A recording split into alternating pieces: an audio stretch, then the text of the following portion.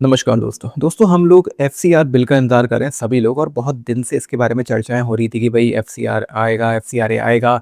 ये चेंज हो जाएगा वो चेंज हो जाएगा ऐसा हो जाएगा वैसा हो जाएगा, लेकिन अभी तक ये बिल आ ही नहीं रहा है। अब कितने दिन हो चुके हैं, बहुत ज़्यादा इसके टीवी चैनलों पे चर्चा हो रही है।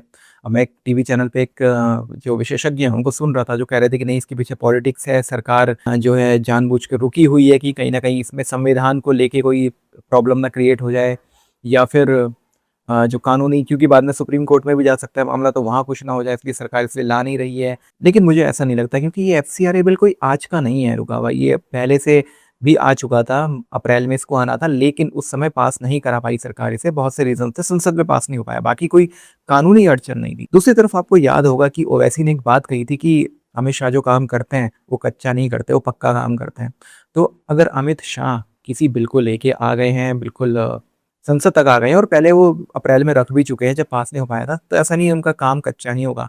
कानूनी तौर पे तो उन्होंने पूरी तरह से तैयारी कर ली होगी कि सुप्रीम कोर्ट में तो इसे कोई चैलेंज नहीं कर सकता। तो उसके पीछे ये रीजन नहीं है। बहुत सारे एक्सपर्ट हैं, अलग अलग तरह की बातें कर रहे हैं, और सबको लग रहा है कि भाई सरकार दबाव में है, कोई अमेरिका का कोई एंगल है, क्योंकि अमेरिका ने पहले धमकी दी, वहाँ के एक सीनेटर ने, फिर वहाँ के जो विदेश मंत्री हैं, सेक्रेटरी ऑफ स्टेट, उन्होंने बोल दिया कि नहीं, हमें कोई फर्क नहीं पड़ता है, अब हम एनजीओ के माध्यम से कहीं पर भी कोई पैसा देंगे ही नहीं, जो भी पैसा होगा डायरेक्टली सरकार को दिया जाएगा।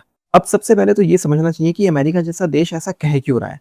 भाई सरकार को, मतलब ये एफसीआरए जो इंडिया में आ रहा है वो अमेरिका के लिए इतना इंपॉर्टेंट क्यों है? दुनिया में बहुत सारे देश हैं, अमेरिका तो बहुत देशों को पैसा देता होगा, फिर इंडिया ही क्यों है?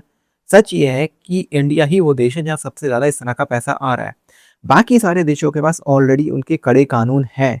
चाइना हो, ऑस्ट्रेलिया हो, ब्राज़ील हो, यूरोप के देश हो, सभी जगह पे पहले से कानून है, और कहीं पर भी अमेरिका इस तरह से पैसा देके उन देशों की सरकारों को, उन देशों में जो भी नैरेटिव बन रहे हैं उन्हें बिल्ड नहीं कर सकता, सरकारों को डिस्टेबल नहीं कर सकता, और इस तरह का नैरेटिव गढ़ ही नहीं सकता, ये चीज़ें कर नहीं सकता। भारत में ही एकमात्र ऐसा देश है जिसमें दो रीजन है। पहला रीजन ये है कि एफसीआरए ना होने की वजह से ये सारा गेम जो सीआईए चलाती है, डीप स्टेट चलाती है, आसान है। दूसरा, मिशनरीज जो कि कन्वर्जन कराती हैं, तो कन्वर्जन के हिसाब से भारत बहुत इंपॉर्टेंट है। और दूसरा कि यहाँ पे कोई ऐसा कठोर कानून नहीं है compare to other countries like China, या और भी हम बात करें। इसलिए जो बिल्कुल हॉट केक है ना, एकदम आसान, जो एक टारगेट है अमेरिकन के लिए, डीप स्टेट के लिए, मिशनरीज के लिए, वो भारत ही है और कोई है नहीं। इसीलिए जो है अमेरिका का विदेश मंत्री, सेक्रेटरी ऑफ स्टेट, उसने इस तरह का बयान दे दिया कि अब हम डायरेक्टली किसी भी देश की सरकार को देंगे और किसी भी एनजीओ को नहीं देंगे। खैर वो एक अलग मुद्दा है, अभी हम डिस्कस यही करते हैं कि भाई सरकार इसे क्यों नहीं ला रही। इसी चीज़ पे हम वापस आते हैं। तो मेरा ये मानना है, ये मेरा खुद का अपना पर्सनल एनालिसिस है। मुझे ये लगता है अगर हम पूरी घटनाओं को देखें कि पिछले कुछ महीनों में जो हुआ है, पिछले 2 महीने में स्पेशली, जिस तरह से सीजेपी का, कॉकरोच जनता पार्टी का एक आंदोलन खड़ा होता है, और आंदोलन किस लेवल का आंदोलन था, ठीक जैसे ही पहले हुआ है किसानों का आंदोलन। यानी कि अगर हम बात करें किसानों के मुद्दे की, स्टूडेंट के मुद्दे की, इंडियन आर्मी के मुद्दे की, तो ये बहुत ही इमोशनल मुद्दे होते हैं और लोग जो कनेक्ट हो जाते हैं। तो किसानों के मुद्दे पे इन्होंने यही कोशिश की, वो मामला इनका फेल हो चुका था। उस समय सरकार को भी लगा था कि नहीं, हो सकता है कि कुछ सच हो, लेकिन इस बार सरकार पूरी अलर्ट थी। उन्हें पता था कि भाई इसमें कुछ भी ऐसा सच नहीं है। ये ठीक है, हम कह सकते हैं कि भाई सरकार ने यहाँ गलती कर दी, वहाँ गलती कर दी, पहले उठा लेना चाहिए था, इन्हें बैठने नहीं देना चाहिए था, पहली बार जो थी परमिशन दे दी थी, तो उसके बाद दूसरी बार परमिशन नहीं देनी चाहिए थी। सोनम वांगचुक जब अनशन पे बैठा, तो भाई दूसरे दिन तीसरे दिन उसे उठा लेना चाहिए था, इससे पहले कि इमोशंस बिल्ड हों लोगों के। ये सारी बातें अपनी जगह हैं, लेकिन मुझे ये लगता है कि सरकार चाहती थी कि भाई कहीं ना कहीं ये लोग एक्सपोज हों, क्योंकि धीरे धीरे ये सारा मामला, सरकार के पास उतनी इन्फॉर्मेशन होती है जितनी बिल्कुल हमारे पास नहीं होती। हमसे तो बहुत ज़्यादा होगी, हमारे पास तो 1% भी नहीं होगी। हम तो खाली एक आइडिया लगा सकते हैं कि भाई क्या हो रहा होगा। तो वो जो मैं सोच रहा हूँ, मुझे यही लगता है कि एक्सपोज करने के लिए सरकार ने थोड़ा इन्हें टाइम दिया। हालांकि सरकार ने ऐसा नहीं सोचा होगा कि भाई जंतर मंतर पे इतने लाठीचार्ज हो या वहाँ पत्थरबाजी हो जाए, इतना हो जाए, इतना तो खैर सरकार ने नहीं सोचा होगा, लेकिन थोड़ा सा इन्हें टाइम दिया, स्पेस दिया कि भाई ये थोड़ा एक्सपोज हो। और सरकार की नीति यही है कि हर किसी को समझाया नहीं जा सकता, ये नैरेटिव का एक गेम है, ये नैरेटिव वॉर है। आप हर किसी को समझा नहीं सकते हैं। वो नैरेटिव जो बना लेगा वो बना लेगा, वो नहीं मानेगा। एक 14-15 साल का लड़का है, वो रील्स देख रहा है, उसे सडनली सीजेपी की रील देखी, इमोशनली टच हो गया, वो करेक्ट हो गया वो स्टूडेंट के मुद्दे पे। कैसे आप समझाओगे कि सब कुछ पेड है, पैसा बाहर से आ रहा है, ये लोग सब पेड चला रहे हैं? आज हम ये बात डिस्कस करते हैं ना कि वो जंतर मंतर पे जो खाना बट रहा था, वो पैसा कहाँ से आ रहा था? वो जंतर मंतर पे बैठे खाना बटा, तभी तो हम ये डिस्कस कर रहे हैं, वरना ऐसा तो किसान आंदोलन में भी हो रहा था ना। किसान आंदोलन में भी इस तरह का पैसा आ रहा था, लेकिन क्या कोई डिस्कशन हो रहा था कि पैसा कहाँ से आ रहा है, खाना कहाँ से बट रहा है? मसाज की जो मशीनें वो लगी हुई थी, इतनी सुविधाएं उन्हें कहाँ से मिल रही थी? कहीं कोई ना कोई तो फंड कर रहा था। उस समय इतना चर्चा नहीं हुआ क्योंकि वो पहली बार हुआ था, वो नई चीज़ थी, गवर्नमेंट के लिए भी, आम लोगों के लिए भी।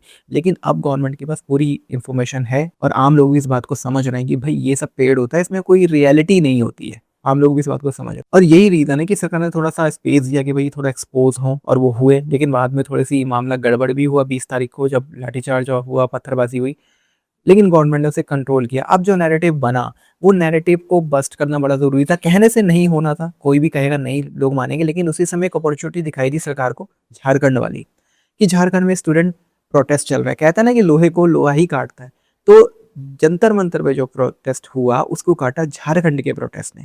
यानी कि लोगों ने देखा कि भाई जंतर मंतर पे तो फंड आ रहे हैं, खाना बँट रहा है, सेलिब्रिटीज़ आ रही हैं, जो फ़िल्म स्टार्स हैं वो लगातार ट्वीट कर रहे हैं, बड़े-बड़े इंस्टाग्राम पे जो क्रिएटर्स हैं वो उनके समर्थन में रीलें बना रहे हैं। लेकिन यहाँ झारखंड में तो कोई पूछ ही नहीं रहा, कोई चाय भी नहीं पूछ रहा, कोई बिस्कुट तक नहीं दे रहा, कोई ट्वीट नहीं कर रहा, कोई रील नहीं बना रहा, कोई है ही नहीं।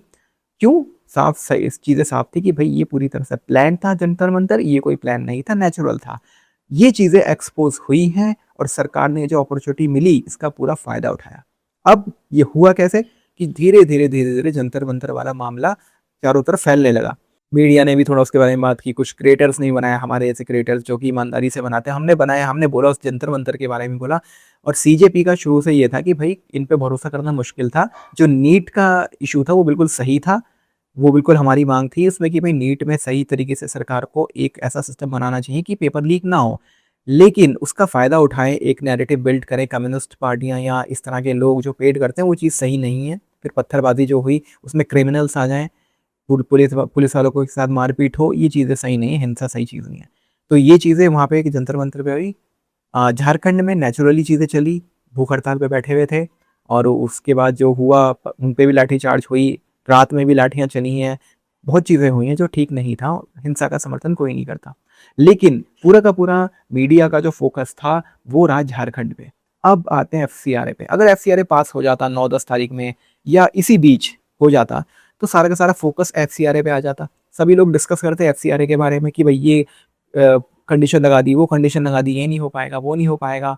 तो पूरा का पूरा मीडिया का ध्यान उस पे से हट जाता। तो मुझे ये लगता है कि अमित शाह जी को ने इस चीज़ को भाँपा, इस चीज़ की अपॉर्च्युनिटी को समझा कि भई पहले ये जो एक नैरेटिव सरकार के खिलाफ बना है, जंतर-मंतर पे, इसको खत्म होने दो और इसकी काट थी झारखंड का नैरेटिव। तो उन्होंने ये चीज़ होने दी, अब हमें समझ में आ गया है क्लियरली कि भई एक पेड प्रोटेस्ट क्या होता है और एक ओरिजिनल असली प्रोटेस्ट क्या होता है। ये दोनों चीज़ें हमें क्लियर हो गई हैं, हमें समझ में आ गया है। ये रीज़न है कि एफसीआरए अभी नहीं आया है और आ जाएगा, आएगा ज़रूर, ऐसा नहीं होगा कि नहीं आएगा। ये एफसीआरए सिर्फ़ इस वजह से रुका हुआ है कि एक नैरेटिव जो गवर्नमेंट के खिलाफ बना था, गवर्नमेंट चाहती थी कि वो नैरेटिव खत्म हो, क्योंकि समझाने से कोई नहीं मानेगा। लेकिन जब लोगों ने खुद इसे देखा है, कंपैरिज़न किया है, तो लोगों को समझ में आ गया है और सीजेपी पूरी तरह से एक्सपोज़ हो चुकी है और इसीलिए एफसीआरए रुका हुआ है। एफसीआरए आएगा, ज़रूर आएगा और लेकिन रीज़न यही है कि कुछ ना कुछ कंडीशंस ऐसी बनी, जो सरकार को लगा कि ठीक नहीं है और हमें थोड़ा इंतज़ार करना चाहिए और सरकार ने इंतज़ार किया। तो ये मेरा अपना खुद का एनालिसिस है और अभी तो राम मंदिर को लेके भी डिस्कस करेंगे, अगले वीडियो में डिस्कस करेंगे क्योंकि राम मंदिर में तो पता चल रहा है कि भाई चोरी नहीं हुई है। तो ये जो इतना नैरेटिव चल रहा था, पप्पू यादव जी जो ये ड्रामा कर रहे थे, इसका क्या मतलब था? ये सारी चीज़ें डिस्कस करेंगे नेक्स्ट वीडियो में। देखिए दोस्तों, ये एक नेशनलिस्ट चैनल है और कोई भी सोशल मीडिया प्लेटफ़ॉर्म प्रमोट नहीं करता है बिल्कुल भी इसको। आपने तो मेटा के साथ जो भी चीज़ें हुई हैं, मोदी जी का किस तरह से वीडियो हटा दिया था, पता ही होगा। लेकिन आप ही लोग जब इस पे कमेंट करेंगे, लाइक करेंगे तो ये वीडियो प्रमोट होगा, अदरवाइज़ तो नहीं होने वाला है। तो अगर आप एक छोटा-सा आपका लाइक और कमेंट मुझे बहुत हेल्प करेगा। तो अगर आपको लगता है कि मेरी बातें ठीक हैं, लॉजिकल हैं और आप इसके साथ सहमत हैं या अगर आप सहमत नहीं भी हैं, तो अपने कमेंट में ज़रूर लिखें अपने विचार और मिलते हैं अगले वीडियो में। तब तक के लिए जय श्री राम।